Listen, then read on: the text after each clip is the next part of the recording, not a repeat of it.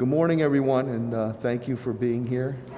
To our sign language individuals that are here, deeply appreciate. And young man who is new today, we appreciate him being here. And our old standby is here, so we appreciate that very much. Oh, well, there she is. You switch spots on, usually over there. I'm going to take my mask off. That's okay. This ride to remember. We just did the memorial event for Officer Kevin Ambrose, who gave his life to save a young mother and child 8 years ago. And it's a ride to remember. Sergeant Delaney did a great job to remember all our officers who made the ultimate sacrifice. So thank you very much for that. And donation-wise, we're starting getting our thermal infrared thermometers, which we desperately need, and Mike King and Mike Beauty Supply, 8 more. So Mike, thank you very much. They will be used. And then also on donations, we did receive through Senator Jimmy Welch 1,000 masks, the Steel Canvas Basket Corporation of Chelsea, Mass. And these are nice cloth face coverings, which we deeply appreciate. And I'm going to just put these to the side. We're very happy to have from Bay State Medical Center Dr. Andrew Hartenstein, renowned. He's done a tremendous amount of infectious disease. He's an Army veteran, and those clandestine operations came in very, very importantly when he was able to get all those PPEs, truckloads there, so we appreciate. He's going to represent Bay State Health Systems, and again, he has a tremendous resume, as does Dr. Robert Roos, who's the Chief Medical Officer of Mercy Health and Trinity. As we've been doing the last few updates, we'll continue to do that. They have important business that they have to deal with at the hospital. And after I give my brief update, I'll turn it over to Dr. Hartenstein and Dr. Roos for their updates on Bay State and Mercy. And then we will take any questions from the press pertaining to Bay State and Mercy. Patrick Leonardo from AMR has been a great partner, operations director. We appreciate you very much in being here. And, you know, it's a beautiful morning here in Springfield, and we are making headway, and that is because of each and every one of you, our residents of the city of Springfield and the business community of the city of Springfield.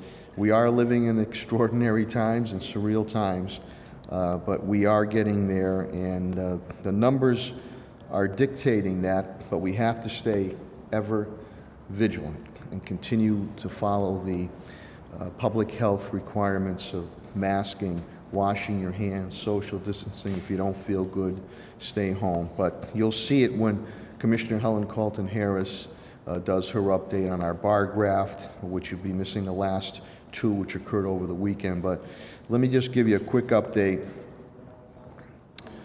Friday, we only had 8 cases here in the city of Springfield. Saturday, 18 cases. Yesterday, Sunday, 4 cases. So the trend is going in the right direction from the days, Helen, when we would talk about 100 to 70 or 50 or 80 a day. 2479 is the total count. The deaths have really about stayed the same, so I gave you those statistics last week, though the state is presumptions now about reclassification, and Commissioner Helen Carlton Harris will go over those, so that we would assume that is going to change. Our homeless medical triage tenting and reach out to our most vulnerable population, homeless, to make sure that they're okay, has gone very, very well.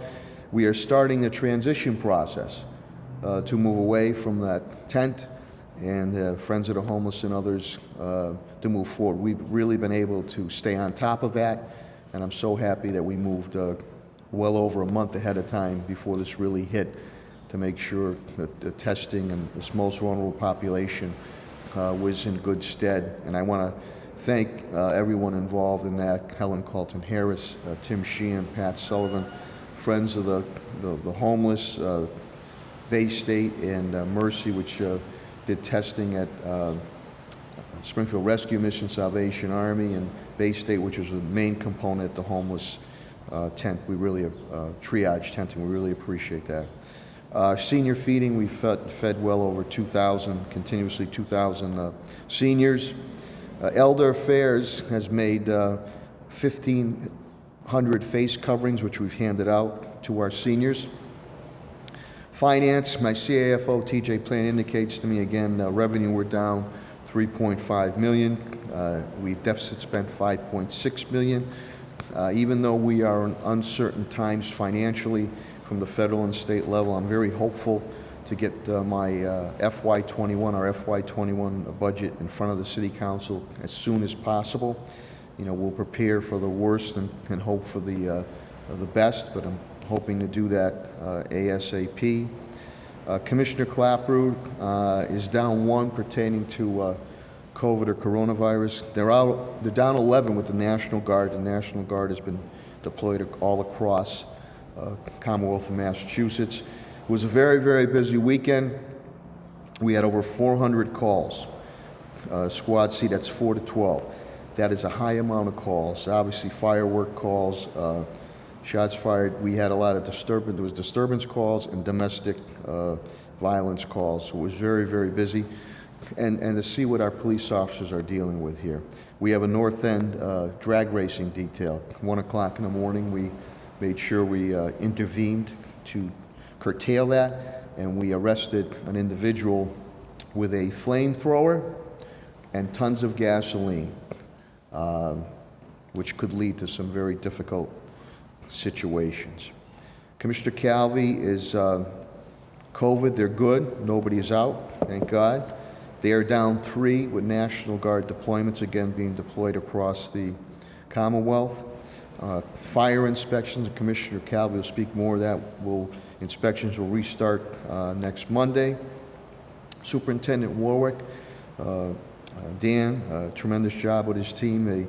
66,744 meals were given out from our 18 sites. And then, of course, we had the Oasis food pantry operating out of Central Fridays. And we're well over 1 million. 1,069,000 meals have been served. We are working with Sedesco and all our other partners. We are going to keep these sites open throughout the summer for our students and our families, the young people of the city of Springfield. Danny will speak more. He continues to retool on the summer programming, continued education. Danny will speak to you more. Commissioner Riley, the strong message that a hybrid fashion of going back to school in the fall, and that more looks like a 25 to 50% rotating hybrid, but Danny could speak more to that as this evolves. DPW will be at full strength, Director Signoli tomorrow. They're nearly at full operations right now. There's been some delays at the burn plant, so please, our residents, be patient. There might be a little bit of a delay on the pickup of your refuge. Pat Sullivan has done a great job, again, all around, but especially in our phase reopening as we start to transition to phase 2. The initial reopening has gone very well. I talked to residents and constituents who come in here. They love it. On the appointments, worked out well. The city employees like it. And, we'll re-examine that when we properly can as we move to phase 2. You got to remember now, under the governor's restrictions, you're still at 10. So it makes it very difficult. Pat can speak to you. Summer camps most likely going to be remote. Golf courses are going fine. We're going to be working with Helen, Carlton, Harris on the health area. I believe that the splash pads we're going to be looking at. Pools are going to be very difficult because of the restrictions and the health requirements, but we want to give some type of cooling and water relief to our residents and to our children and kids. Parents need to be a great partner with us. We need them to partner with us. Pat will speak to you that sports teams can start practicing, but again, we're under restrictions. It's 10 or less, still even as you move into phase 2, unless something changes. Very proud of what we've been able to do on our Echo Dev Chief Development Officer, Tim Sheehan. The $2 million, I believe we'll be announcing sometime this week, the program, the HUD money, working with Congressman Neal, Richie, who's always there for us, and Peter Gagliardi of Wayfinders. That is going to, as we have assisted businesses and continue to assist businesses, I wanted to make sure that we were assisting our residents who are in need. And that $2 million, that pot is going to go to help rents, help people pay their rents, help people pay their mortgages, and help people with their utilities. So we're looking very forward to doing that. The last round of Prime the Pump is pretty much out, nearly 50% minority participation of 46. Our reopen round, reopening of businesses, we're going to be able to put in another $500,000, and that'll be announced very shortly. That means we've put in well over $1 million, $1.25 million in 3 phases of Prime the Pump for our restaurants, small businesses, to keep them going, and now to reopen. We made sure that working with everybody, Solicitor Pakula, Tim Sheehan, Commissioner Clapper, Commissioner Calvi, Helen, Carlton Harris, Pat Sullivan, really all my cabinet heads, we're ready to roll with the restaurant reopening. We had the rules and regulations are all down there, and we want to make sure we have applications, a checklist, so we make sure that health requirements are being followed, public safety is fine, DPW, Chris Signoli, any type of sidewalk situation or road situation. So once we get those applications, which are online, which I believe will probably already started rolling in, we look to turn these things around hopefully in a day or two, unless somebody's going to construct some type of patio where they have to follow building regulations. But we made sure to have the rules and regulations out ahead of the governor's announcement. I'm very proud of all those individuals for doing that. Bill Mahoney, my Labor Director and HR Director, Attorney Bill Mahoney. As you know, nationally, we don't have the numbers yet for Springfield. The unemployment rate dipped from 14.7 to 13.3. That's a good sign. And made note that AstraZeneca, that there's a possibility, I think Dr. Fauci mentioned this too, from a vaccine possibly coming out sometime in September, in October, moving forward. So with that, I want to move to the medical point of the press conference, and then we can go into other updates from my cabinet heads and other issues. But I really appreciate, we are very lucky to have 2 outstanding health facilities right here in our backyard in the city of Springfield. And to have Dr. Andrew Hartenstein here on behalf of Bay State is deeply appreciative. So at this time, I will bring up Dr. Andrew Hartenstein from Bay State Health Systems, Bay State Medical Center, a leader in the infectious disease operation, well respected across the country. Dr. Hartenstein?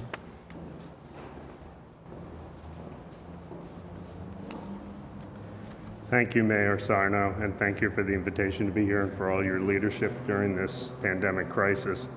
I'd also like to take the opportunity to thank Commissioner Carlton Harris for her leadership and commitment to the people of Springfield, and Police Commissioner Clapper for her leadership and support of the community, especially during the recent difficulties, both with the pandemic and also with the protests.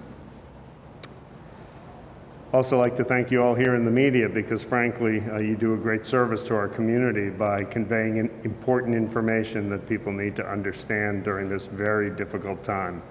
As the mayor said, I spent 10 years at active duty as an Army physician, and when I got there in the mid-'80s to Walter Reed, we were fighting a global pandemic called HIV, which we're still fighting almost 40 years later. After I left the military and I got to Brown University in Providence, the medical school, and created the Center for Biodefense and Emerging Pathogens, The first emerging pathogens we dealt with were anthrax right after 9/11, as you recall, and smallpox, which was a threat that never materialized, but nonetheless, these were global emerging pandemics. In 2020, we now have an actual realized global pandemic of massive proportions, which is, with any luck, a once-in-a-century catastrophe. But it's not over, and I think I would echo the mayor's sage guidance, which is that we're practicing all the public health interventions. We're practicing great caution in the state of Massachusetts and in Western Massachusetts specifically as we go about the process of trying to get back to a new normal. Let me first start by saying that I'd like to acknowledge all that's going on in our community and across the globe, but especially in the United States, around health equity, racial injustice, and to acknowledge the free flow of free and largely peaceful protest, which is critically important. Bay State Health throughout the years, I think you folks know better than I, has supported the community in a variety of ways, continued to do so. We have a medical school, which is the first and only regional campus of the state's only public medical school, which was started specifically to establish a track in community health, public population health, and health disparities to try to put an end to some of these health inequities and to develop a sense of social justice in our future physicians and future healthcare providers. We have some early successes. We also have partnerships with the city in terms of educating and training high school students for careers in health. We have a charter school in the city, again, to try to partner with our community to have the health service in the community better represent the residents of the community. And finally, we established the Medicaid ACO, the Be Healthy partnership with Caring Health, Bay State Health, and Health New England 3 years ago now to care for 40,000 of the most vulnerable citizens of our community in Springfield. Let me turn to the health system briefly, what's going on at Bay State Health today. Dr. Roos will then brief on what's going on at the Mercy system. We've seen a steady, slow, gradual, painfully slow, but thankfully ongoing trend in declining cases. We've dropped below 30 hospitalized patients with COVID-19 for the first time in 3 months today. Our ICU counts are in the single digits today across our health system. That's very good news. Hospitalizations and critical care patients are a surrogate for the level of illness in the community, and we've seen from its peak in late April to the current time, we've seen a steady decline. I expect to continue to see that for the time being, although there will be what we call sawtooth patterns. So with some waxing and waning within a trend downwards. So as your line is trending downwards, you can expect to see little blips. Those little blips quite possibly may become bigger blips following the last few weeks of eased restrictions and then with the mass gatherings that we've seen over the last several weeks, starting with Memorial Day, probably going on through the summer. It's quite possible in certain areas we will see a slight resurgence, and it's quite possible next fall, winter, we'll see a greater resurgence. I don't have a crystal ball, but the way these pandemics usually go, you can expect to see some degree of resurgence over time unless we do something to firmly mitigate viral transmission permanently, and that would be something along the lines of immunity, either by natural infection in enough of the population or by a vaccine, which is yet to be determined. At Bay State, we've tested roughly 25,000 people since the onset of the pandemic about 3 months ago. There is still a significant challenge with testing in the United States. I just want to be very clear about that. Regardless of what you may hear, this problem is not solved. It is improved.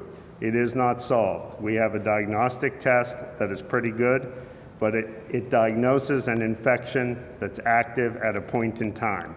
So someone who tests negative today, that doesn't predict what they're going to be 48 hours from now. So just to be clear, that's a point-in-time test. That is not a screening test to determine who's been exposed or infected with the virus in the past. Those tests may be forthcoming in the next several weeks or months. There are some early tests available. We are deploying some of those tests to study them. Those are antibody tests, but they're not validated yet for use other than epidemiology, determining the footprint of the virus. They can't tell us yet whether those people who have antibody are protected against infection because we don't know that. And to tell you otherwise, I'd be disingenuous because the science isn't there yet, but it likely will be there, but it will take several more months to get enough samples and enough studies nationally and internationally to understand with real sincerity whether that's true. Remember, if we make assumptions based on assumptions, then we run the risk of having difficulties later.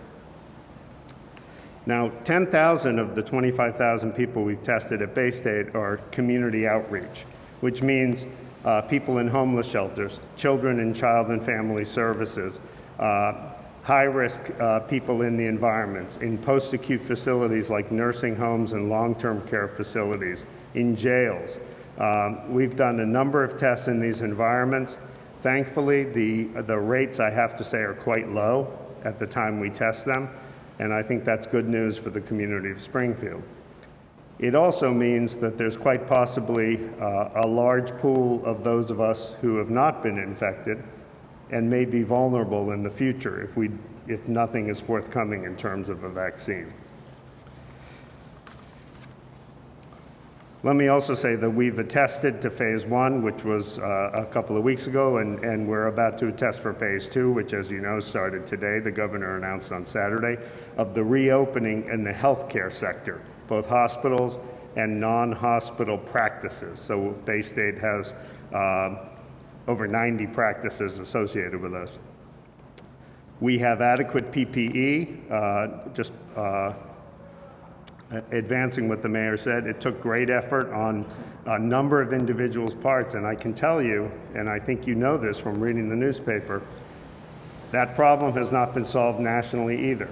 It's improved somewhat, but there are supply chain problems throughout our supply chains.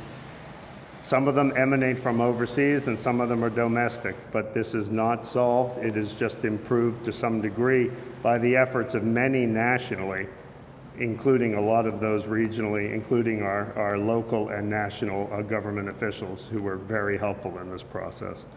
But we do have more than 2 weeks supply on hand at Baystate Health. We have 4 weeks of most of these things, and we feel very comfortable that through a lot of hard work, we'll be able to maintain this. We plan on it. So return to business. We are in the process of returning to business. It is safe to come to our healthcare facilities if you're a patient without COVID infection. Certainly, if you're a patient with COVID infection, we know how to manage and treat you. But for all those others who have other medical issues that need to be addressed, because now many of them have waited 10 to 12 weeks, they need to be addressed. And we have a prioritization scheme. We have a testing scheme so that we make sure people are tested and safe. Our environments are safe. They're cleaned. The cleaning process and disinfecting process, as I'm sure Dr. Roos will attest, this is new to medicine. We've always cleaned and hyper-cleaned our hospitals, but in our practices now, we're cleaning between every patient 7, 8, 10, 20 times a day. Each room is being disinfected. That's new for most practices, but it's necessary to make sure that people feel comfortable that they are safe and that there will be no infection transmitted within our healthcare facilities. And we have pretty good evidence it's worked already because our rate of infection in our team members at Baystate Health is the same rate as the community. Most of them who've acquired infection acquired it in the community, not in the hospital. And 2 other notes, we are looking at our visitor policy, and there's a move afoot to advance that somewhat. The Department of Public Health in Massachusetts has recommended that you can go up to 1 visitor starting on Wednesday for patients in hospitals. So we're developing our processes around that. All our employees, all our visitors, all our patients are screened at every facility, and as I said, we have over 90 facilities 90 practices in 50 different facilities throughout the region. Everyone is screened the same way you were screened when you came in here, except with a symptom screen as well. And finally, we're continuing to advance telehealth, I would put the plug in that is something which is not new. It's been in, people have been practicing telehealth for 30 plus years in various parts of medicine. It works. Patients like it. Right now, it's a very safe way to get care if you don't need a face-to-face visit, and we need to make sure that the payers are continuing to reimburse for that, because that will mean that we have the sustenance to be able to continue that. And with that, I'll end just by telling you that, reiterating that the vast majority of our cases in Bay State facilities are not COVID infected. We screen everyone, so we know that. They are in zones where there aren't COVID patients. We have separate zones in the emergency department for those who are at risk or suspicious for COVID or confirmed, and from all others. It's safe and it's necessary for folks to get care, and this is a good time to begin to do it. Thank you. Thank you, Dr. Hartenstein. Thank you So much, sir. Now, from the Mercy Trinity Healthcare perspective is Dr. Robert Roos, who's the Chief Medical Officer. Dr. Roos, please.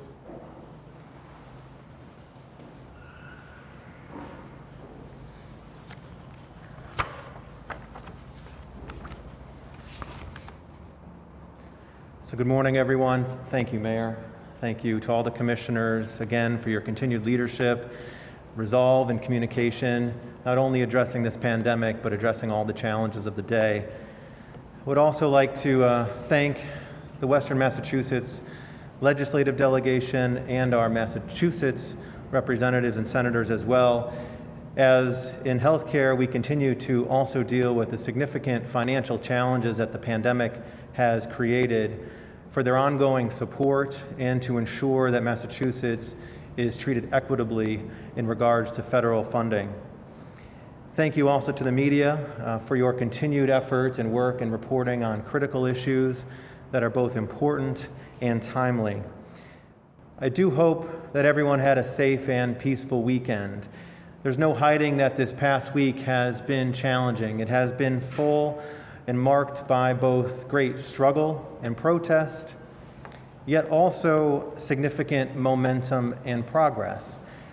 We are fighting two crises, a COVID pandemic that we've been fighting in this state for the last 4 months, as well as the epidemic of racism and violence that has created inequities, health disparities, and preventable death for many generations. We've seen over the past week that they continue to collide in many ways, and that if we don't address the current situation as well as the underlying causes, it could create even more destruction. Yet I would also argue that if they are addressed, that it can also lead to some great positive change that's desperately needed. Last Friday afternoon, a community of providers, colleagues, and supporters of Mercy Medical Center gathered outside while wearing masks to take a moment away from caring for patients to honor the dignity and life of George Floyd and the innumerable others that have suffered at the hands of injustice, to listen, to reflect, and ultimately inspire additional actions to move the arc of this moral universe a little bit closer to justice. And as I've said before in regards to COVID, we know what the actions are needed to carry us forward. We know what we need to do to heal ourselves in terms of testing and treatment. We know what we need to do to prevent the spread in terms of social distancing and masking. We know what we need to do to protect against this in the future in regards to the development of vaccines and treatments that may be able to treat mild illnesses. It's not easy, it's not going to come right away, but we know that these approaches and actions will work. The science and data at Mercy continues to show that the efforts that we're putting into place throughout our community are showing positive results. In terms of hospitalized patients, today at Mercy Medical Center, we have 8 patients with confirmed COVID infection, the lowest we've had since the peak of this pandemic, with only 2 in the intensive care unit, of which only 1 is on a ventilator.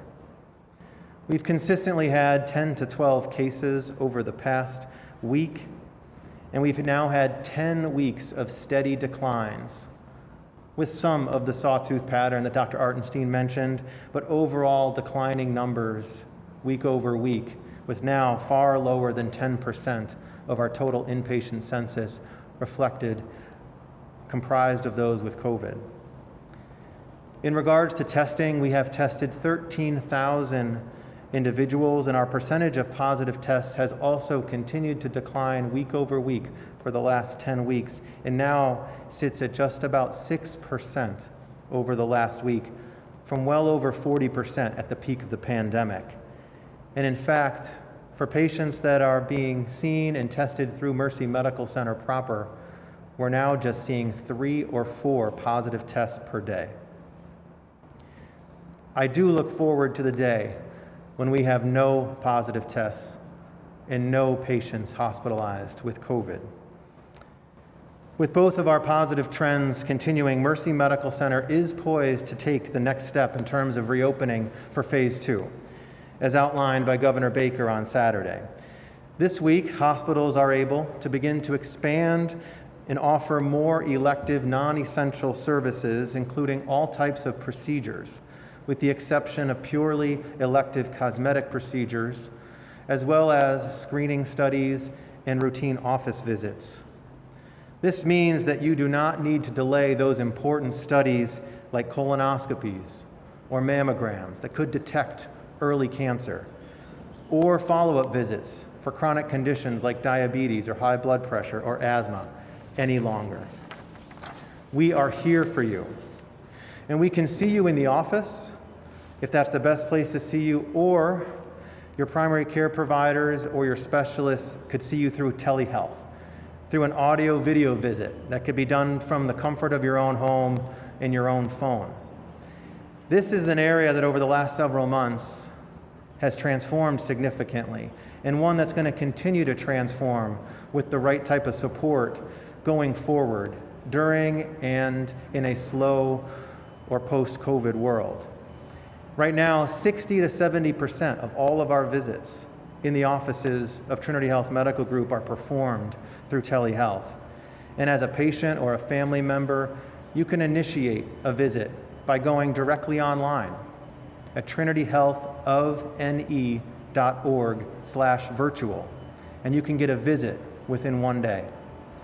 So whether you're concerned about COVID or not, it's a great way to see a provider and another way that we're providing safe care for you and your family.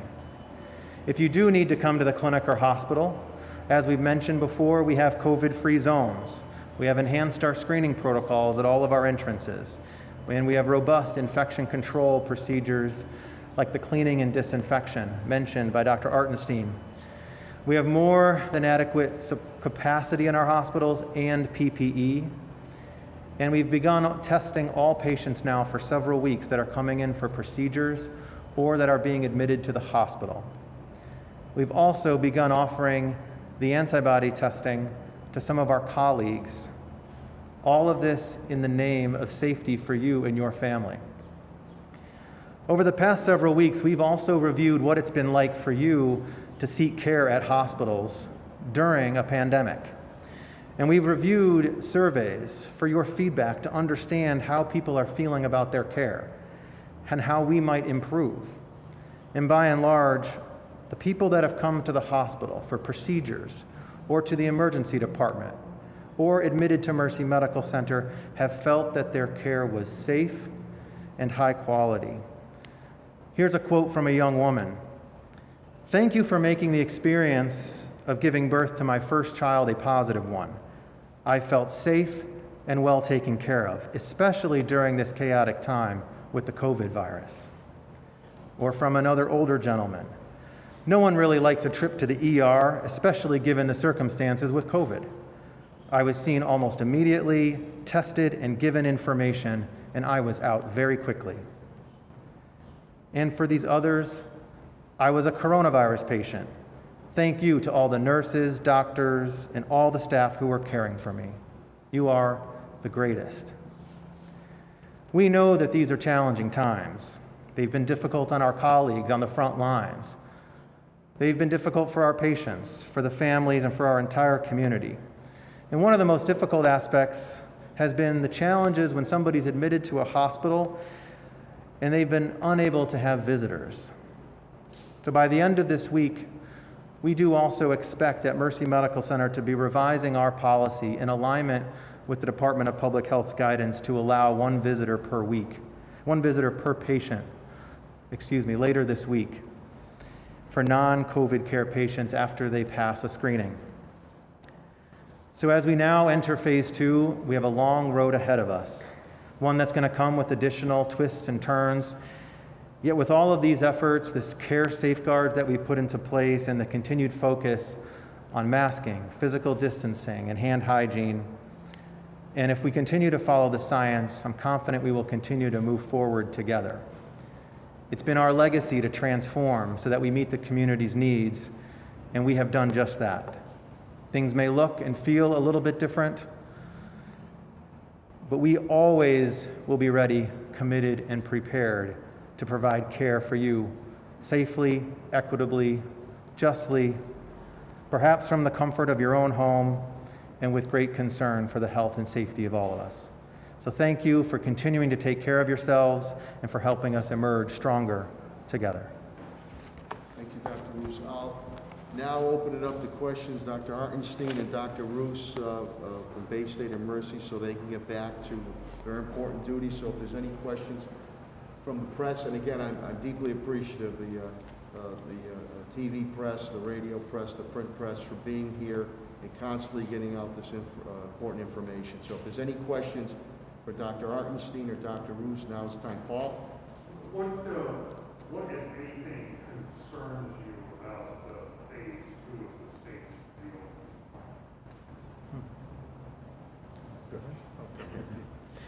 So I'm not sure that there's anything in particular in phase 2 that's concerning to me. I think at this moment we've seen positive trends. The state has been very diligent in monitoring the data and using science to guide the future plans in regards to how and when we reopen. This is a period that is, I think, aptly named cautious, in that we must continue to do the diligence to monitor the data on a daily basis and recognize that there have been events, including Memorial Day and others, that may bring an increased risk of infection if we relax the efforts that we know have been so critical to reducing transmission. And those preventive efforts are the ones that we continue to speak of in regards to masking, hand hygiene, limiting gatherings. So I think in regards to this is an important time to demonstrate from the hospital's perspective that we have put into place all the safety protocols necessary to mitigate or eliminate any transmission in facilities, and that patients feel safe returning for care because of the concerns that if they continue to delay, there could be worse outcomes. Yeah, thank you. I agree with Dr. Roos. I actually feel, to be honest with you, quite comfortable with the pace that has been undertaken. I think Massachusetts has done a great job to date, and cautious is a good approach to this, and I think we're being cautious, but it is safe. I recommend it to a loved one. Actually, this would, in some ways, be a good time because people are hyper-vigilant to seek care for a non-COVID related issue that needs to be addressed, even though it wasn't an emergency. So I feel very comfortable with the way things are moving forward. I think it's time, and I think we want to get on top of those issues which have now had to wait for several weeks to a few months in some cases, but that at this point need to be addressed, and people are safe to do so. Thank you, Dr. Hartenstein. Any other questions of Dr. Hartenstein or Dr. Roos? Say again. Dr. Hartenstein, we're starting to see in some parts of the country, not nearly as dramatic uptick in some cases, but you're not necessarily seeing the same uptick in your deaths or hospitalizations to go with it. Is there any insight in as to why that might be happening, where you can still see some cases going up, but there doesn't seem to be the same tax on the healthcare system Let me just be sure of what you're asking. You're asking that there are some instances where you may see increase in cases, but not increase in sick patients. I'm paraphrasing. Yeah, well, it's a great question, and I think a fair amount of that is likely reporting increased testing. So the more you test, the wider a net you cast. You will get a lot of negatives. As Dr. Roos said, we have the same experience. Our daily percentage of positives has steadily gone down now to the low single digits, especially over the last week. So you will see a slow reduction, but you'll also see more positives. The larger denominator you capture, you're going to see a few more people with positive tests, and those get reported as increased cases, but they're not sick cases. Now, there are places in the United States, and Massachusetts is not one of them, where if you look at the numbers, I looked yesterday evening across all 50 states that are seeing increase in sick patients as well now. You know, that's why we are working very closely with Bay State and Mercy daily to make sure, and I hope I'm wrong, if there was any surge or uptick, the capacity they have to handle that, to quickly identify, isolate, mitigate, and contact trace. And you know, that's probably behind the scenes, but it's been so invaluable working with Bay State and Mercy to give them the capacity if there was an uptick that we could handle. Any other questions again for Dr. Hartenstein or Dr. Roos? Another question on that front. Is there any indication that places that might have been hit a lot harder, like Massachusetts early on, might be at less of a risk for some type of resurgence as opposed to places that just didn't have the same number of cases per capita that we did? Well, it's a great question, and if it were a different virus that we knew more about, because we'd learned more about it, say some of the other respiratory viruses, we would know that once you've been infected, you could be protected from reinfection. So the higher the number of people in a community that have had previous infection, the lower the future risk. We don't know that about COVID-19. Again, we will learn it, but we don't know it in early June 2020. It's only been a few months on the scene. It takes months of research looking at lots of patients over time to determine if that's the case. That would be helpful to know.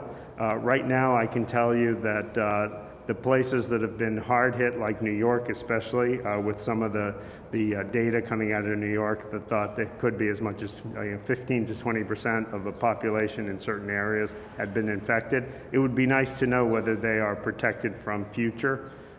We don't know that now. So it's a reasonable hypothesis, but it's not proven yet. Dr. Roos? Nothing additional. Thanks. Okay. Any other questions or comments for Dr. Hartenstein, Dr. Roos?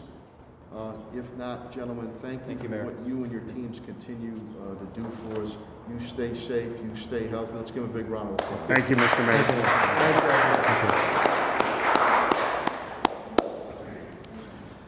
Now on the public health perspective of the city of Springfield, and she has done yeoman work, and she will give you some updates and continued messages on how we will continue to defeat this COVID-19 coronavirus and share some good news, especially on the bar graphs moving forward.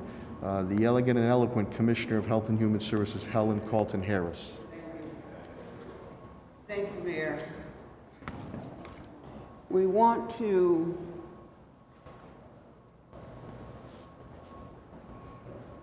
start to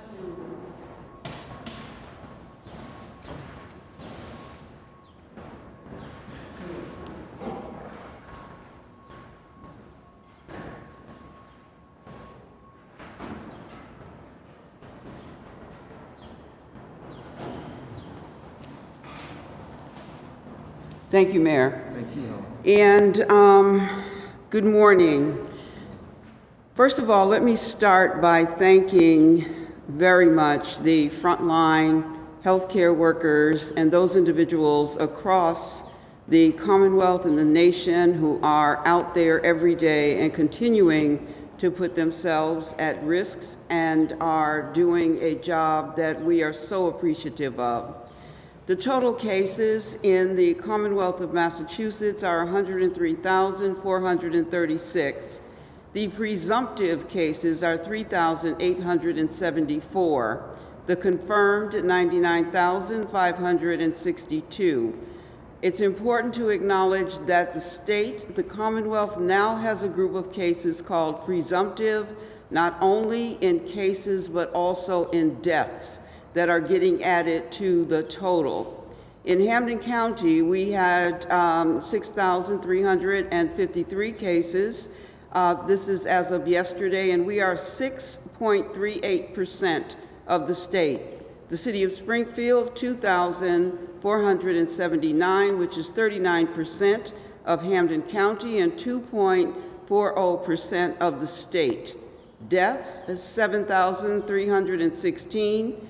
Deaths in long-term care facilities in the Commonwealth, 4,574, which is 62.52% of all of the deaths in the state. Hampden County has 620 deaths, which is 8.47% of the state. Here in the city of Springfield, we are reporting today 102. That number will increase as we look at the presumptive deaths and potentially add additional deaths that happened over the weekend and that may be added to this total. The 102, though, is 1.39% of the state, and we still are seeing that the average age for positive is 52, hospitalization 68, deaths 82. I want to stop here and ask you to look at the bar graph that we are presenting today. The bar graph reflects the journey of the city of Springfield and COVID, starting with March 21st. And as you can see, on March 21st, we had 3 cases.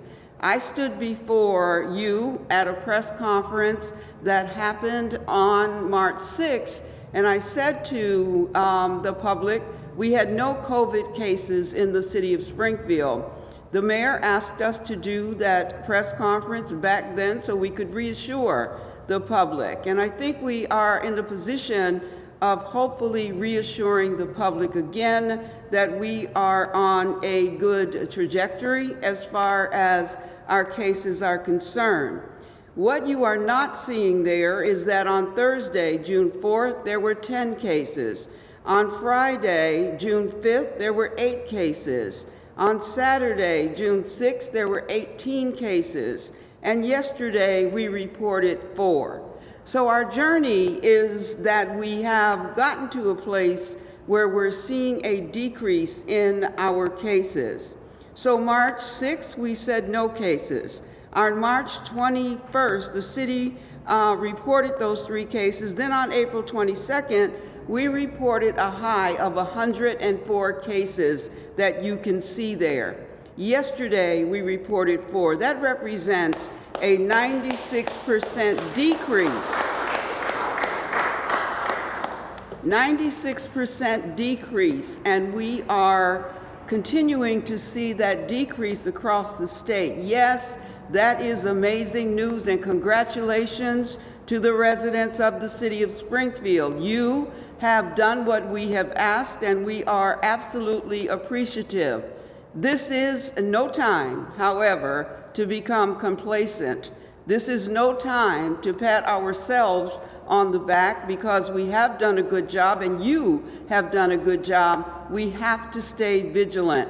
You heard both physicians talk about the potential of a resurgence in the fall, but you also heard them talk about the bumpy ride, and you can kind of see that in our numbers. It goes low, it goes high, low, high, but overall we were in the 50s if I average it out, and often in the 60s. Right now we are again seeing numbers that are favorable.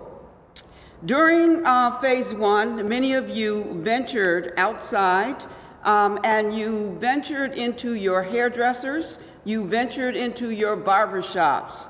And so you have really been your own best advocates as far as phase 1 was concerned. City Hall has done an excellent job of reopening in terms of our appointments. I thank Patrick Sullivan and all the work that he has done to make sure that we had necessary prevention strategies in place for all of the departments internally.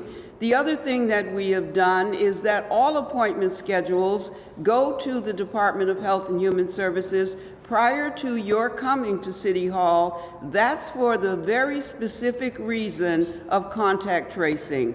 It is our desire that no one gets a call from our department, or we have nothing that would occur amongst our employees or amongst the public as far as City Hall is concerned, but that we do so that we can protect you and each other.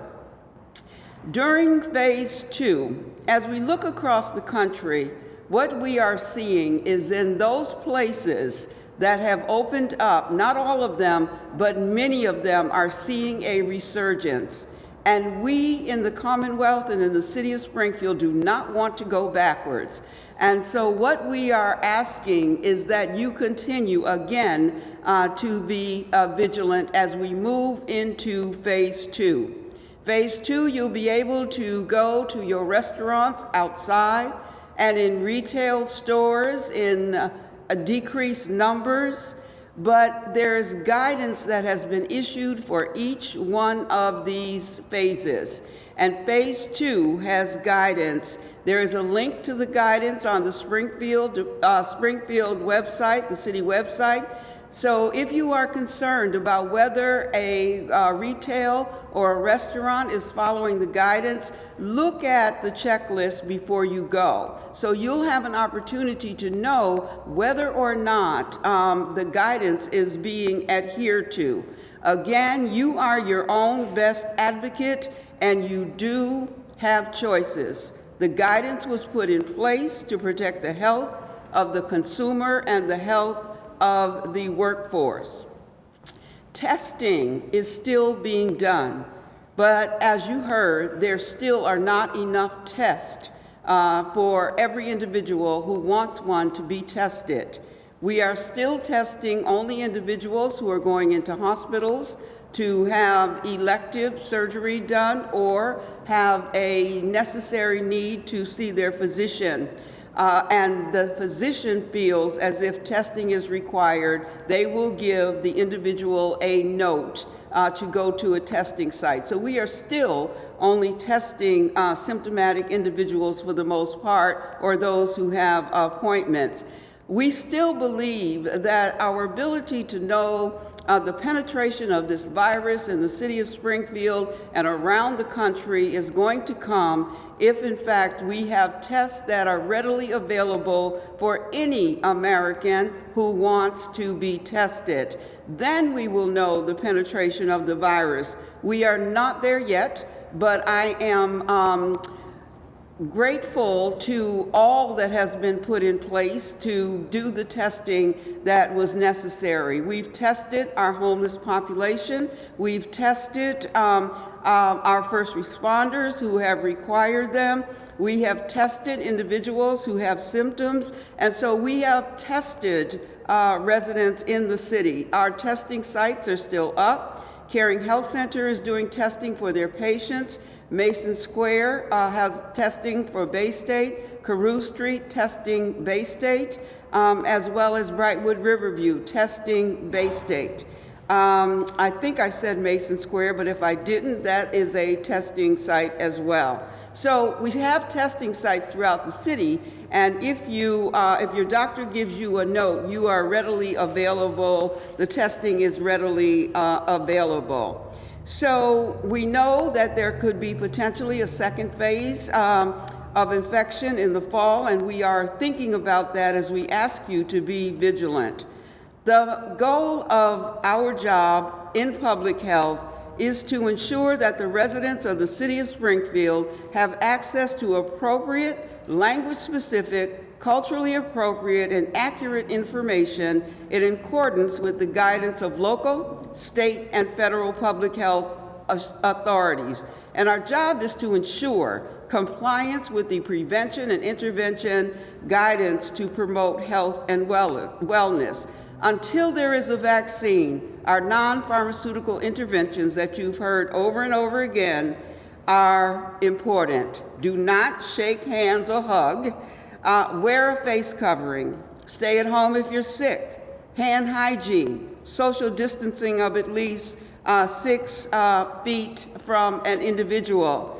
And contact tracing. If you get a call that says that we want to talk to you about the contacts that the people you've been in touch with or in close proximity with during a period of time, please readily give those names. It is only to protect you, your families, and the residents of the city, first responders, as well as those you might come in contact with. So we are cutting down on community spread. Finally, if you did, to those of you who participated in the protest over the weekend, I was heartened to see that the majority of individuals that I saw were wearing face coverings, and I am extremely appreciative. I understand that there are times that we feel strongly about situations in our nation that we feel as though we want to take a risk. The risk comes with consequences, potentially, and could potentially come with resurgence. And so what I want to remind individuals is, if you are out, if you are involved in a protest, if you are out of your house around other individuals, do this for me, please. Wear a face covering. Try to socially distance from those individuals who are around you. Protect yourself, protect your family, protect the residents. And so again, I am extremely appreciative of all you have helped me with, all you have helped us through. And we said to you on March 6th, when we did our first press conference, that we will get through this together. And Springfield and Western Region, we're doing it. Keep it up. Thank you. Thanks. Is that yours, Helen?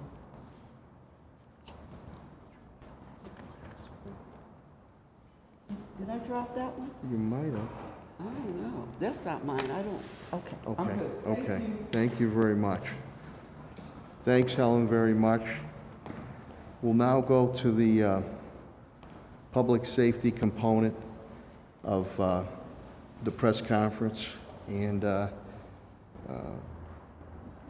again, this has been a very emotional and stressful time for each and every one of us and people across the country, and especially to the family of George Floyd. And again, our thoughts and prayers go out to his family and his friends. And it has been stated before from Commissioner Claproot and I that what occurred to Mr. Floyd was absolutely atrocious. And justice must and will be served. We were very happy over the past week and this weekend that overall the protests were peaceful. I did receive a couple of calls from Lieutenant Governor Karen Polito during these events on the weekend, and Attorney General Maura Healey, and both of them stated unequivocally, better to be overprepared than underprepared, and continue the message which we have been doing of peace and calmness, which we have been doing. Now, I said to you when these protests started, and mainly overall, the people have been wonderful, especially young people. You know, some testy times, but nothing that was completely out of hand, that I don't care what nook or cranny here in the city of Springfield. If something was going to occur, I would do the same thing in every part of the city of Springfield, which would be to make sure that our peaceful protesters are protected, to make sure that our residents are protected, to make sure that our business community is protected, and to make sure that our police officers are protected. Now, the information and the intelligence that we receive from the federal level, state level, and local level, and I want to give a shout out to my Chief of Staff Tom Ash, and Darrell Moss, D. Moss, out of my office,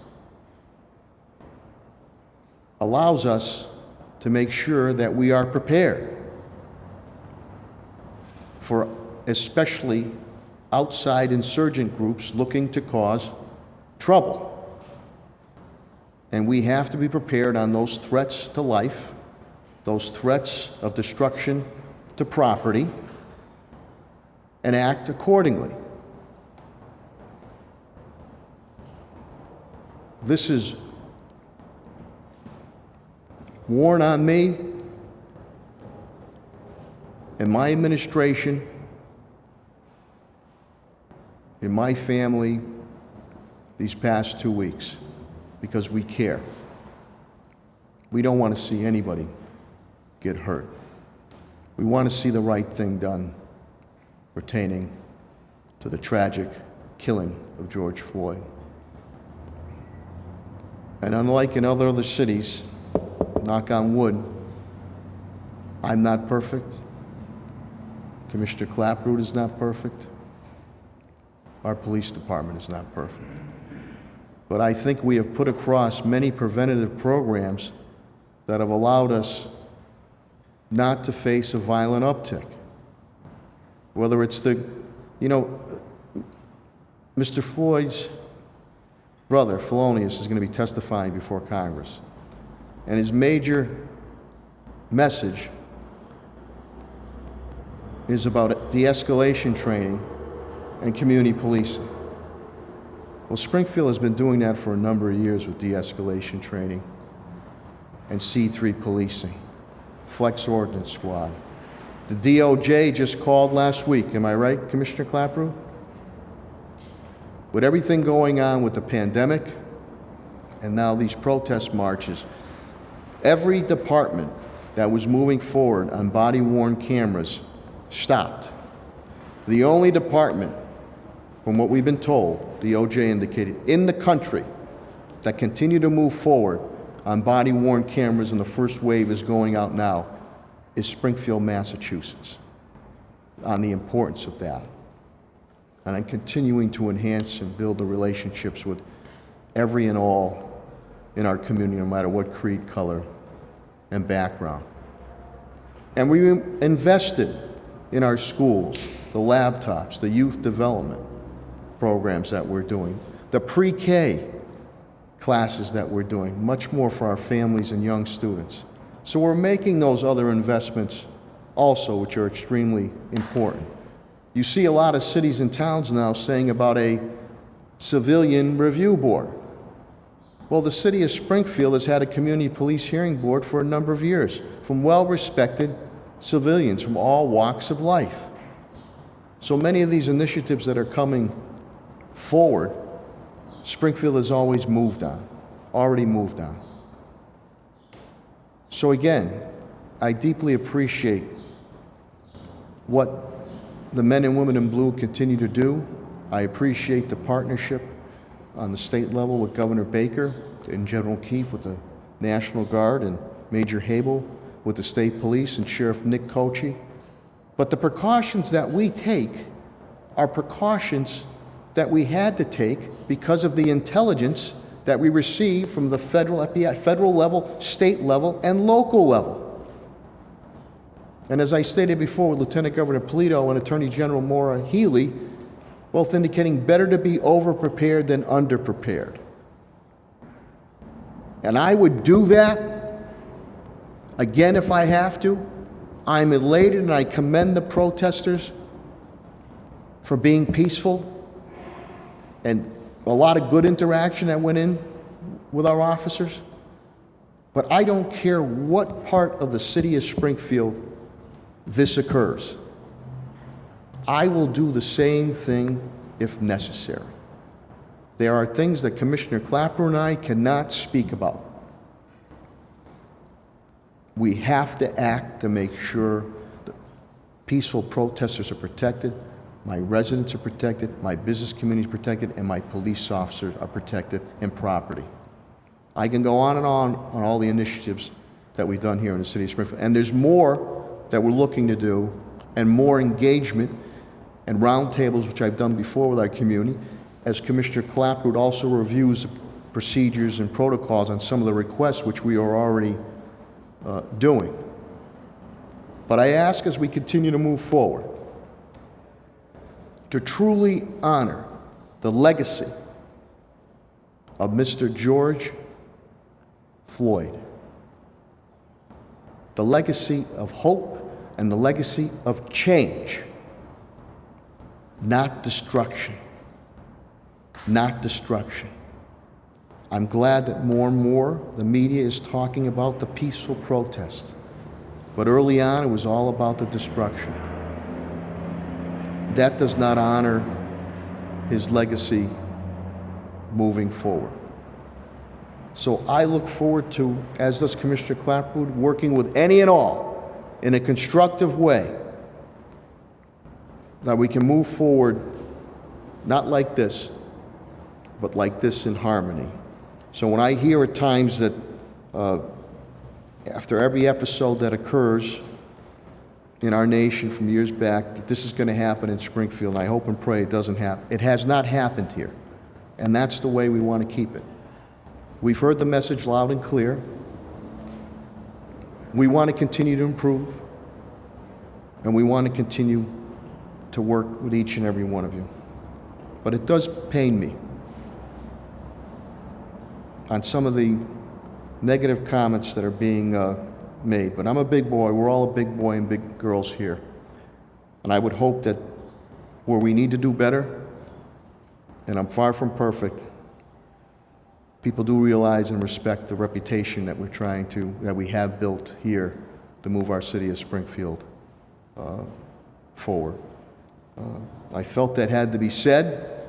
There's a lot of misinformation out there. We're looking very forward to clarifying that in a less heated and emotional time. And again, Commissioner Clapwood and I are not only all my cabinet heads dealing with a pandemic, now dealing with these protest marches. Things turn on a dime every 5 minutes.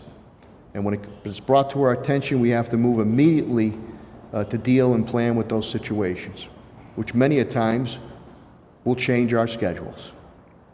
But that is in order to protect the peaceful protesters, the residents, the business community, and our police officers, and also to echo the statements of Commissioner Helen Carlton Harris that we have to follow the public health guidelines. Springfield is a good city of all creed, colors, and backgrounds. And we're going to keep it that way with all of us working together.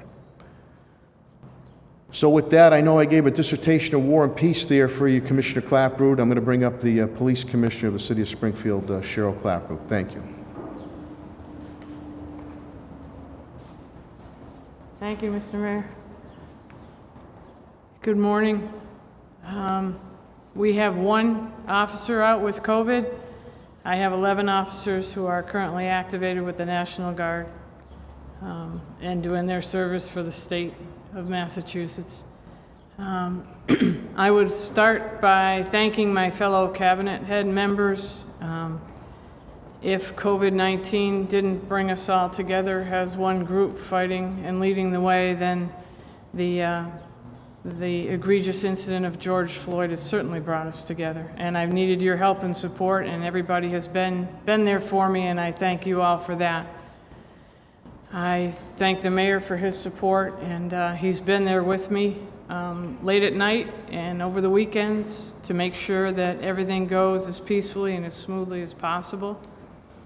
I also would like to commend the actions and the behavior of the women and men of the Springfield Police Department, from the civilians who work there, to the cadets, to the officers, to the supervisors. This has not been an easy time. This has been a very frustrating and hard time for all of us who work there. I also commend everyone who protested in Springfield. Those of you who came out and you needed your voices and your concerns heard, and you did it peacefully, and I thank you for that. Everyone did wonderful on Saturday. And as the mayor said, we were prepared for the worst, and we got a better outcome, and that's fine. It's the kind of situation where you cannot, once you see it go bad, then get the help you need to quell it quickly without people getting hurt. You need the resources on hand because everyone in the state is now trying to get those resources. Nobody wants to have a bad situation. So everything went about as well, I think, as could be expected in Springfield, and I thank everyone for that. I got up here a couple months ago and said that the Springfield Police Department is in a mental health crisis itself because the officers are trying to deal with COVID. We're trying to figure out how to go out every day and protect the citizens of Springfield, knowing that the officers are at risk for contracting the virus. They're dealing with that on a daily basis. Their world got turned upside down. We tried to figure out how to clean cruisers, clean areas, work in one-man cars, and keep them as protected as possible while allowing them to go out and do their jobs. I will tell you now that through no fault of our own, we are now faced with another crisis that affects them greatly and their families. They do not work in silos, they do not work in bubbles, and are not affected by any comments or criticisms. They are now facing these comments and criticisms amongst their own family, friends, and peers, and their own groups. It is a lot to ask of them to come in and put on the uniform and forget feelings of family, friends, and groups and act as one behind your badge and don't let it bother you. I have had some very candid conversations with both minority and white officers on my department as to how they're feeling, and it's a confusing, frustrating time.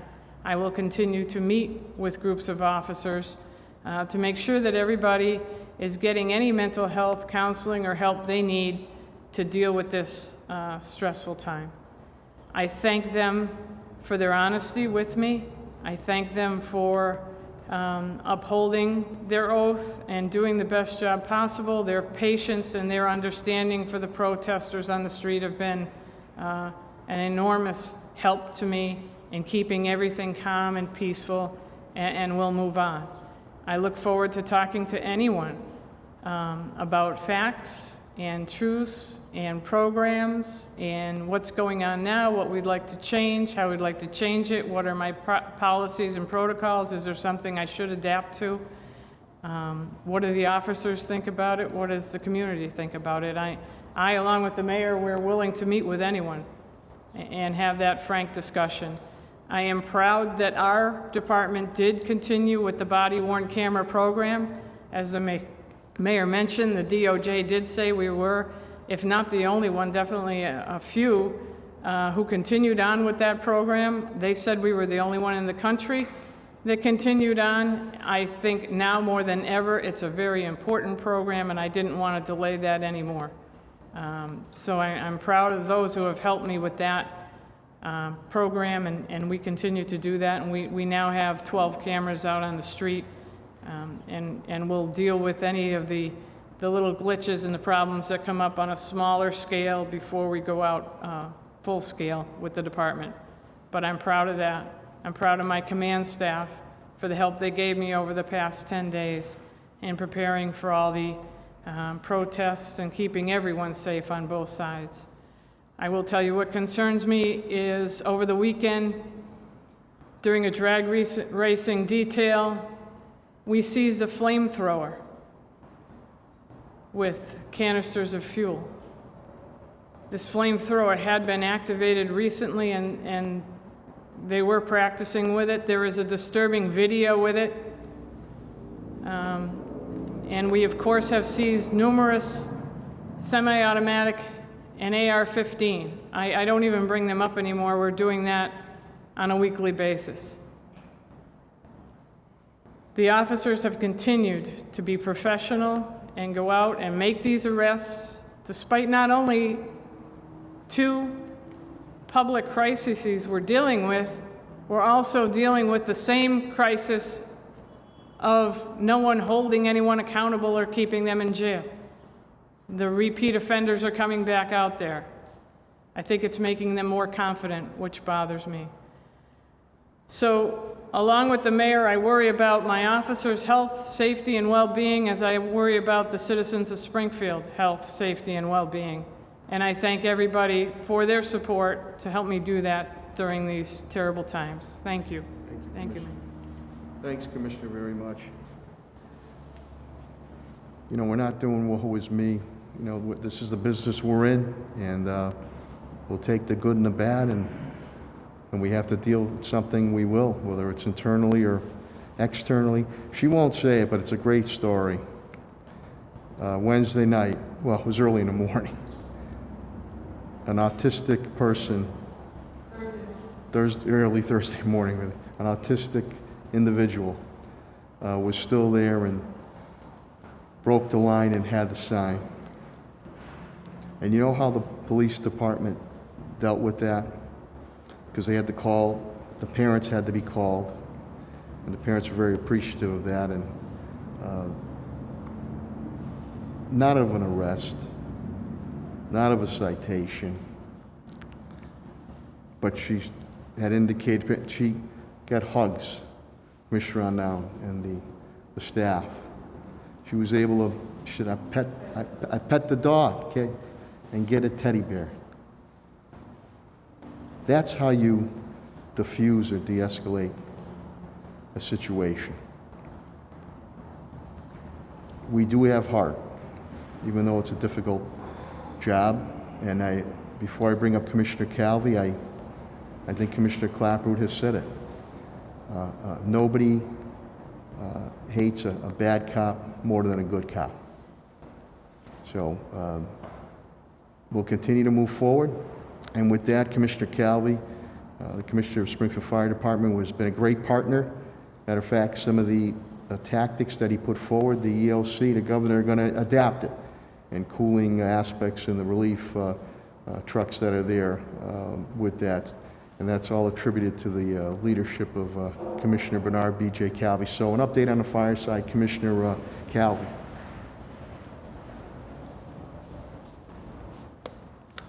Thank you, Mayor. Good morning, everybody. Oops. First, I'd like to thank my firefighters, my supervisors, my command staff for the efforts they've been putting in over these past several months, and especially this past week as we've worked to help support the Springfield Police Department in their efforts. I'd like to thank our partnership with AMR. They supported us over the weekend, and they did an outstanding job. On the COVID front, we currently have no employees out with COVID-type symptoms or illness. We do have 3 members called up with the National Guard. With everything reopening, we will begin smoke detector inspections this following Monday, so people can call in and start to make their appointments. We're going to start trying to catch up on our smoke detector inspections that were deferred for the past several months. And we'll be having more on that as this week goes on.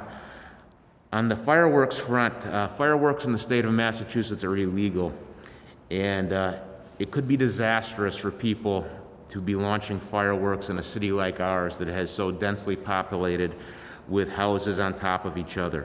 Please do not use them. There's been a lot of complaints over the last several weeks of people launching fireworks, and it is just a recipe for disaster in a community like ours to be using fireworks.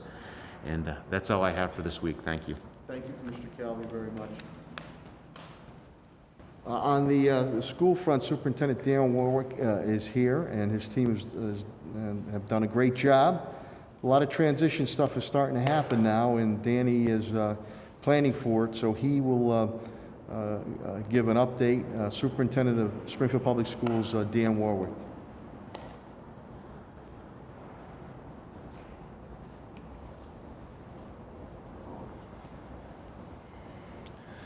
Thank you, Mayor. We're very proud this week to go over to Boland School and announce that over 1 million meals have been delivered to families in the Springfield Public Schools since March 16th when this crisis began. So that the outreach by staff and our partner, Sodexo, has been incredible. We're now, after the weekend, we're at 1,068,956 meals out to families. And just this weekend, because we give the food out on Saturday for the entire weekend. We did 66,744 meals. Absolutely incredible. A great work of our staff, and just appreciative of the mayor for his support with that. Absolutely incredible.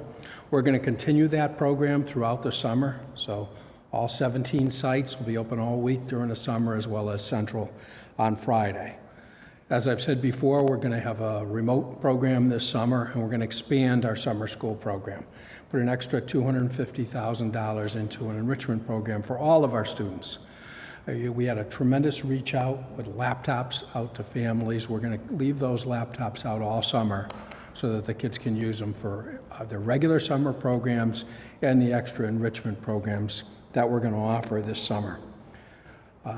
One thing this week, I'm very proud of the staff, put together a great graduation program for all of our high schools, and 4 more of our high schools will have their virtual graduations on Focus Springfield, Channel 15, starting at 6 o'clock, starting with Putnam tonight, but going through the week. And each school has also designed services in person so that the kids could come in with their caps and gowns in an appropriate socially distancing manner to have a personal interaction, have pictures and a stage experience. So that's been rather incredible. We do have some additional guidance from the commissioner. This fall, the intent right now from the commissioner is to open across the state live in a hybrid manner. So with some of our kids coming in on a rotating basis every day, probably up to 50%, and the other kids staying on remote.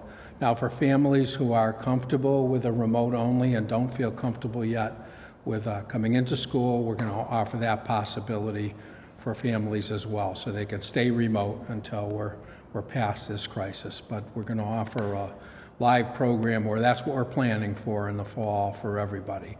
We're going to do the same thing with families with transportation. We're going to design the transportation program, but again, families that don't want to come into school but don't want to avail themselves of the transportation, we're going to communicate with all the families and make those arrangements as well. So we're planning for a live hybrid opening in the fall, but in summer we're going to have remote learning continuing and continuing our feeding sites. We'll probably keep our feeding sites even open in the fall because not everyone's coming in every day. So that's where we're at this point. I think the support with the laptop program. Want to thank the mayor as we had to expand.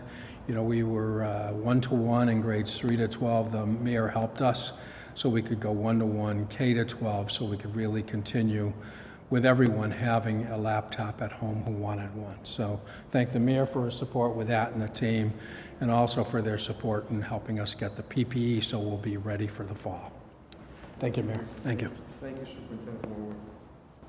And as the superintendent indicates, you know, we'll have to work out the logistics on this. This is obviously the PPEs, but also where does the temperature taking, masks going to be, where does the temperature taking take place? We assume that that's going to have to be, we don't know yet, we'll follow the guidance of Commissioner Riley and the Health Commissioner Helen Carlton Harris here, but those temperature takings with limited bus numbers might have to take place before you get on the bus. But hey, you know, we have a can-do attitude here. All this information, by the way, in a recent Commonwealth magazine article, I don't know if it was a little while ago, I believe Springfield could be the only one in the state every day. And I want to thank my communications director, Bill Baker, and Molly Shea from my office. Every day we put out an update. We put out an update every day to give you the information of what is going on pertaining to this pandemic, COVID-19 coronavirus, as we move to continue to defeat it. Speaking of every day you see those DPW workers out there.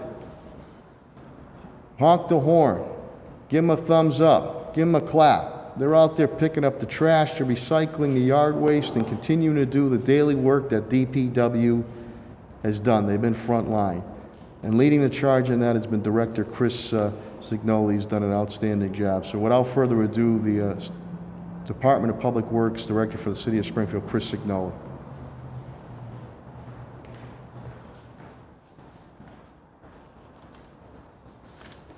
Mayor, thank you very much.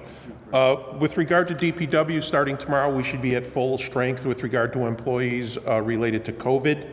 All DPW services now are in full swing. Sidewalks are being repaired and replaced in the city. Other construction projects are going on. Over the weekend, we have had some problems over the past couple weeks at the burn plant in Agawam. Our Covanta Community Eco Power, our partner, they've had some problems. There was actually a fire there over the weekend, so we may have some extended days with trash pickup this week. We will notify 311, so residents in the city, if there's a delay on your trash, we will be notifying 311 so you can get more information from them. Lastly, for DPW, our big push this week is working with the licensing department on getting permits out to restaurants that are looking to expand their footprint. One of the items DPW obviously needs to look at is where they're going to be doing it. Is it in parking lots, making sure that it's safe and secure? So we know that that's going to be a big push this week for a lot of restaurants to get open. The weather looks wonderful, so hopefully a lot of these restaurants can get open as quickly as possible. And that is it with regard to DPW. Thank you. Thank you, Chris. Thank you, Director Signoli. Appreciate that. Pat Sullivan, who I call the Wizard of Oz, the Director of Facilities Management, our Park Superintendent, has had his hand in many of the things we're doing pertaining to COVID. He's been a key leader on the reopening, the phased-in reopening. So Pat will give an update on all his divisions. So Superintendent and Director of Facilities Management, Patrick Sullivan. Thank you, Mayor. Over the weekend, the governor released the Phase 2 guidelines, and I was in contact with our Commissioner of Health and Human Services. And as positive as the news is, as you read the guidelines and how to implement this phase, it's not easy to make the decisions to ensure everyone's safety. So with those strict guidelines that are involved, it would be very difficult to open our summer enrichment and our campsites by keeping them to 10 or fewer participants. And realizing and talking with Superintendent Dan Warwick, he is developing a very strong enrichment program for our youth. So the department will be supporting the school department as they prepare their curriculum for summer programs. Golf course restrooms are now open, concessions will remain open, and the safe social distancing masks required will be in place. Pools and 5 Mile Pond will be very difficult to open when you consider a 40% capacity. It just is very difficult and not practical in an urban setting, and then the disinfecting that would be required at the bathhouses. So with that in mind, we are going to put our resources in providing hand sanitizers at the splash pads. 18 of our 19 splash pads have continued fresh water. It's not a recirculating system. So again, in consulting and working with our Commissioner of Health and Human Services, we feel that we can put in place a safe summer for our children to use the splash pads throughout the city. It will be very important for parents and guardians. We're going to be depending on them to educate their children, ensure the safety, make sure that they use the hand sanitizer stations that will be at those locations. And if a splash pad happens to be crowded, you might have to visit it later on in the day. But as always, with all of our summer throughout phase, probably 3 safe social distance guidelines will be adhered to. Playgrounds and swings will open. Signs will be posted today reminding parents and guardians again of the safe social distance protocols. Barney Carriage House will remain closed at this time through phase 2 as we await further guidance from the Commonwealth. Sports teams are allowed to begin practices. However, again, that's 10 or fewer participants.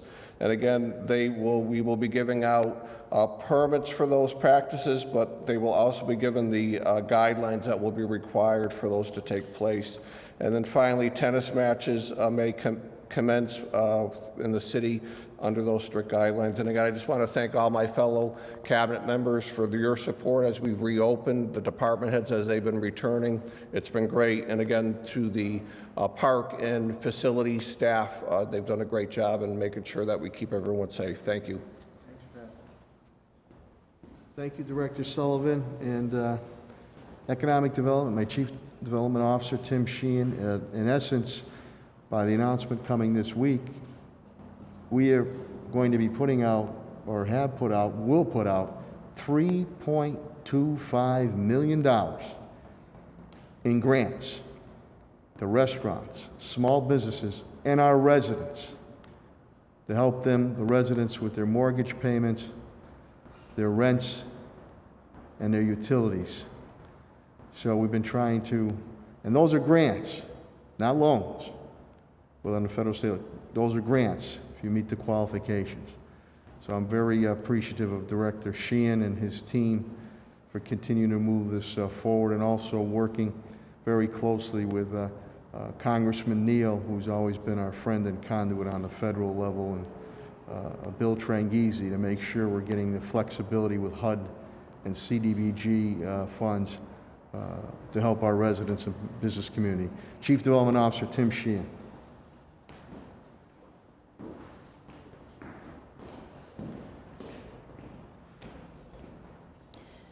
Thank you, Mayor. First, let me say that processing the funding that's gone out to the various businesses and now will be going out to homeowners and residents for rental assistance, it takes a lot of work. And I want to thank the staff that has been working with me to get that funding out to those that need it as quickly as possible. Secondly, we're very happy that restaurants are beginning to reopen. The city has advanced a licensing permit. We're trying to be as expeditious with that as possible. Hopefully, as the week goes forward, those permits will be processed quickly. And as the mayor indicated, we have been in the forefront of advancing the CARES Act funding that was provided to the city of Springfield in a very, very quick and aggressive manner, both to support small businesses, restaurants, and now the homeowners and the residents that are in need of rental assistance and utility assistance. There's been national surveys that have been done that the disproportionate impact with regards to housing has fallen on the Hispanic community. More predominantly, even with Latina homeowners. So we really want to focus in and get funding where it needs to go, again, as quickly as possible. Thanks, Mayor. Thank you. Thank you, Director Sheehan. And on the licensing aspect, I also, again, want to give a shout out again to our licensing director, my licensing director, Attorney Alicia Days, and Eddie Pakula, my legal eagle. And I'm going to bring up Solicitor Pakula. He's got a couple of comments pertaining to clarification on this licensing. City Solicitor Ed Pakula.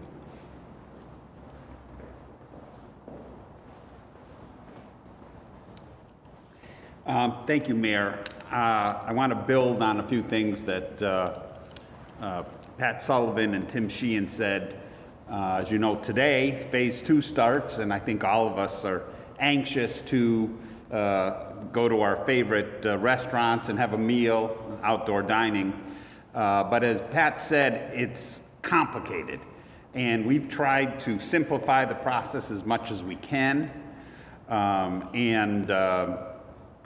Towards that end, I want to make it clear. I want to say a few things.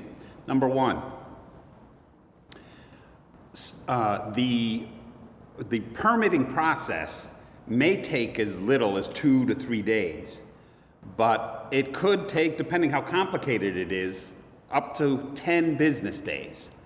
So we've got some applications that have been coming in and we're working on those, but it's important that everyone that wants to have outdoor dining goes out and comes in with a plan on that application for approval. Even if you already have some outdoor dining patio, you don't have experience doing it in this COVID environment.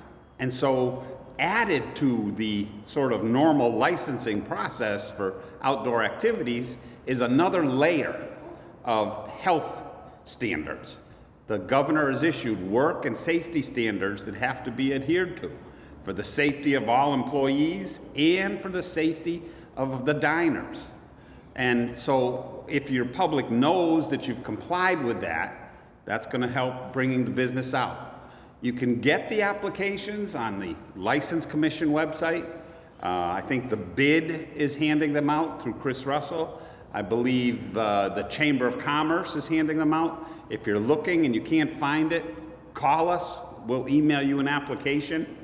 We'll help you get that turned around as soon as possible. As I said, if it's a simple process, it won't take that long.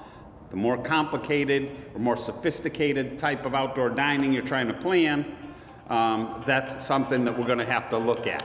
So get those in. If you need guidance, let us know. Thank you, Eddie, for clarification. Thank you, Solicitor Pakula. Appreciate that. My Human Resources and Labor Director, Attorney Bill Mahoney, says he's all set. So we'll just briefly, first, again, I want to thank the media, the TV media, the print media, and the radio media for continuing to get our message out. We'll briefly take a couple of questions and then we'll go about our day. Paul Tuthill. Sure, come on up, Commissioner Carlton here.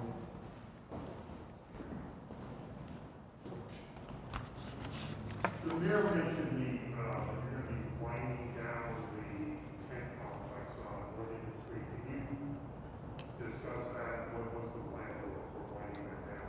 Currently, in the homeless tent structure, there is one individual that is being housed there right now. That individual will finish their quarantine on June 9th, which is tomorrow.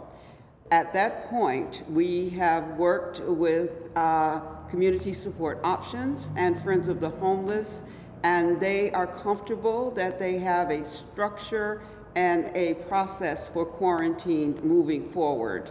But having said that, we are still going to be in the position, should we experience a spike, the staff is ready to be redeployed in order to stand up the tent. So currently, we expect tomorrow to be the end of the round-the-clock staffing, and then should we need to re-engage, we are prepared to do that.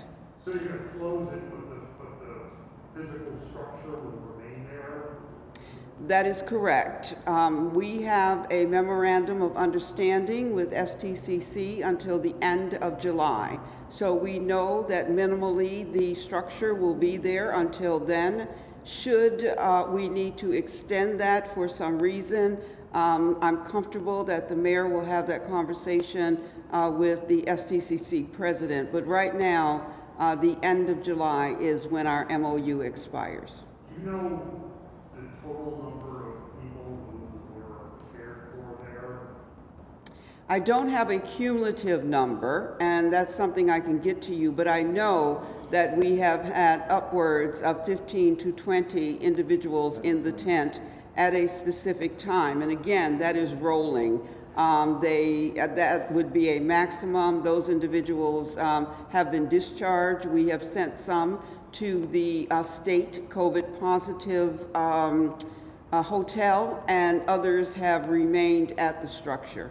Now, the other facilities, I believe this is probably the last one that's left, because I know the state over the weekend said that they discharged their last person from the pavilion, which was the homeless facility that was set up, and the one that was built up at the Boston Convention Center, I believe, is still in place, but there's nobody there anymore. So this, I think, is sketchy as far as statewide. Because all the motels now transition back to, they accept lodging again as of today. The majority of the structures that were stood up for homeless individuals have been shuttered at this point. It's my understanding there could be potentially just a few cases that are in hotels, but they are not pervasive. There are not a lot of them, but you're correct. Across the Commonwealth, we are seeing that those numbers are declining. Paul, can I just say to Helen and I, if we didn't make this move, we probably, with adding on the Springfield Rescue Mission, the Salvation Army, well over 200 and something, maybe 225, maybe under, let's say south of 250. All the testing that we did, the isolation, the mitigation, the quarantine, I think in one hand, 9 that tested positive. Now, if we didn't do this, unfortunately, with a very vulnerable population, homeless population, this could have went through the homeless sector like wildfire. So our strategy has paid off, and I want to thank everybody involved from Helen on down. I want to thank President John Cook, Springfield Technical Community College, and the Board of Trustees, because when I called and asked, they didn't hesitate, and I thank them, and I won't forget that. Can I just add to the mayor's point? When we stood up the tents, as you remember, it was at the beginning of this pandemic, and we had no idea what the numbers were going to be like. And obviously, when we heard the data from Boston, where they tested 700 and 200 were positive, we certainly wanted to err on the side of caution and have a structure that was state-of-the-art that would house those individuals who we knew were vulnerable and could potentially be at risk. In a different area that's under your purview, the libraries, when will they be offering curbside pickup? I believe it's the next step that they begin under phase 2. That's correct. It is my understanding that the libraries will begin today with curbside service. The curbside service will be done by appointments, and residents will need to make an appointment, but curbside service is anticipated to start today. And I ask that we have patience as we move into this new area of trying to get books out to our residents. But again, phase 2, curbside service. Paul, thank you. That's why Helen and I didn't bring it up immediately, because as she used the word anticipated, we are hopeful that they're going to be ready to go today, but be patient. It could be a day or two. We're going to make an announcement, but that's what we're looking at. But call ahead. I got to help. Call ahead of time. Obviously, you have to make an appointment for that. Thank you. Thanks, Helen. Any other questions or comments? Question for Commissioner. Sure. Matt? I wanted to know if you might be able to respond to some of the, and I recognize you said that you may not be able to answer some of these questions, but respond to some reports that there were specific threats against individuals ahead of Saturday's protest. I don't know if you have any comments on that. There were, and I can't really, Matt. And related as far as the George Floyd, there's a lot of discussion about some of the changes that need to be made, some of them are quite radical. But one thing some people have discussed is how much police are doing that might be outside of the realm of policing. I was wondering if you had any comment on things that have, for lack of a better description, fallen on Springfield police officers, but may actually be better served if they were farmed out to other city agencies, maybe might be done more efficiently outside of the policing context, so you can focus on actual policing. Yeah, one of the main ones, Matt, that takes up an awful lot of our time and we're really ill prepared to handle was the bump in the mental health calls. I mean, even before COVID, because of the shutdown of a lot of the beds and the availability, we were dealing with people with mental health issues, and officers get a little bit of that in the academy, but obviously not as much as a mental health worker. That's why we teamed up with Behavioral Health Network, and we started putting them out with the officers. Now they are responding. There's so many of the calls. They actually respond by themselves to some of these calls, and they will let us know if they need an assistance, which is about 70% of the time that they would rather have police standing by. But we're more qualified to stand by to prevent a breach or to prevent someone from being injured from violent behavior than we are to diagnose the mental health issue, or has the person been involved in the mental health field before. So having those workers has been a tremendous help, and I'd like to do more with that. But it's things like that we're really not prepared to deal with. And a lot of the issues with juveniles and kids, the mental health and the status of children in school, we are certainly able to stand by and help school counselors and teachers and people in the school system, but they know better how to handle children and what the child specifically needs than a lot of times the law enforcement officers are. So those are two examples where we should really take a step back, and we really need the help of some professionals for those specific situations.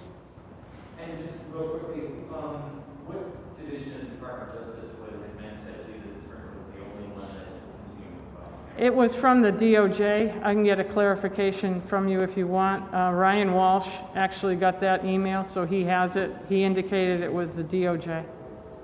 Sure, thank you. Any other questions or comments? Paul, go ahead. Just to clarify, the TAC, Mr. Director Sullivan?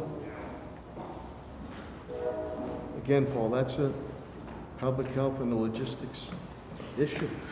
Yes, sadly, the pools in 5 Mile Pond will not be opening as we just cannot meet the guidelines that have been set forth by the Commonwealth and the CDC if they were to be opened. so when we get to phase, whatever the next phase is, phase 3, is it possible to open it then, or is your plan that you're just not going to? If I'm reading what the Commonwealth has put forward, I think they've set the guidelines already. I don't think they're going to be reduced in any way for phase 3 regarding pools. So it'll just be a splash pad for playground. Right. So though it appears that anything with direct contact is going to require that vaccine. Even like with contact sports and stuff, it's clear that those are all phase 4 activities when there is a vaccine. So the basketball hoops are out. They're out right now. Yep. Any contact is out. Any other questions or comments? Okay, hearing none. Again, I want to thank the media, again, the radio media, TV media, print media. I really appreciate it. You're getting the information out there. It's important for our residents and our business community. We're getting there. I always say there's light at the end of the tunnel. And again, these are extraordinary and surreal times that we're living in. But with adversity builds character. And I want to thank each and every one of the residents of the city of Springfield and the business community for your partnership and collaboration with us and your patience and understanding as we move forward to defeat this COVID-19 and coronavirus, and as we move forward to properly honor the legacy of hope and change for Mr. George Floyd. God bless you all and stay healthy.